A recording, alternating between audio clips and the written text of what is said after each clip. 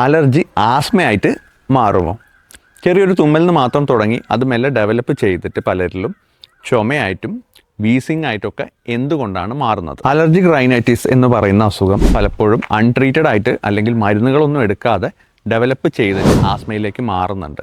ഇതിന് നമ്മൾ allergic March എന്നാണ് പറയുന്നത്. അലർജിക് റൈനൈറ്റിസ് സാധാരണ മൂക്കിലാണ് തുടങ്ങാറ്.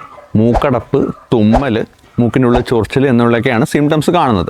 പക്ഷേ ഇത് മെല്ലെ ഡെവലപ്പ് ചെയ്ത് ഉള്ളിലേക്ക് പോകുന്ന സമയത്ത് എയർവേസിലും ലങ്സിലും ഒരു നാരോയിങ് ഉണ്ടായിട്ട് അതൊരു ആസ്മയിലേക്ക് എത്തുന്നതാണ് കാണുന്നത്. ഇവ പ്രത്യേകിച്ച് ഉണ്ടാവുന്നത് കുട്ടിക്കാലം മുതൽ അലർജി ഉള്ള ആൾക്കാർക്ക് അല്ലെങ്കിൽ ഒരു സ്ട്രോങ് ഫാമിലി, ഒരു ആസ്മ ഹിസ്റ്ററി ഉള്ള ആൾക്കാരിൽ ഇത് കാണുന്നുണ്ട്. ഫ്രീക്വൻ്റ് ആയിട്ട് വീസിങ്ങോ കാര്യങ്ങളൊക്കെ വരുന്ന ആൾക്കാരിൽ ഇത് ആസ്മയിലേക്ക് എത്താൻ സാധ്യതയുണ്ട്. അതുപോലെ തന്നെയാണ് ഈ പെറ്റ് ഡാൻഡർ ഇവനോടുള്ള അലർജി ഉള്ള ആൾക്കാരുണ്ടല്ലോ, അവർക്കും ഈ സിംറ്റംസ് ആസ്മയിൽ എത്തുന്നുണ്ട്. എല്ലാ അലർജിയും ആസ്മയിലേക്ക് എത്തിക്കോളണമെന്നില്ല. ഏർലി ഡിറ്റക്ഷൻ, അതുപോലെ തന്നെ ട്രിഗർ അവോയ്ഡ് ചെയ്യുക, പ്രോപ്പറായിട്ടുള്ള ട്രീറ്റ്മെൻറ്റ് എന്നിവ അലർജി ആസ്മയിലേക്ക് എത്താതെ നമ്മളെ കൺട്രോൾ ചെയ്ത് കൊണ്ടുപോകാൻ നമുക്ക് സഹായിക്കും. റിപ്പീറ്റഡ് കഫ്, അതുപോലെ തന്നെ നൈറ്റ് ടൈം കഫ്, ഒപ്പം ബ്രെത്ത്ലെസ്നെസ്, വീസിങ് തുടങ്ങിയ സിംറ്റംസ് കാണിക്കുന്നെങ്കിൽ അതൊരു സിമ്പിൾ അലർജി അല്ല.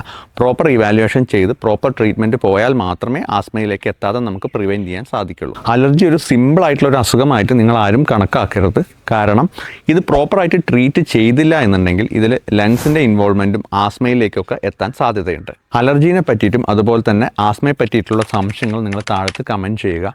ഇതുപോലെ അലർജീനെ ആസ്മയെ പറ്റിയിട്ടുള്ള വീഡിയോകൾ, കൂടുതലായിട്ട് അറിവുകൾ നിങ്ങൾക്ക് ലഭിക്കാൻ വേണ്ടിയിട്ട് ഈ പേജ് ഒന്ന് ഫോളോ ചെയ്യുക.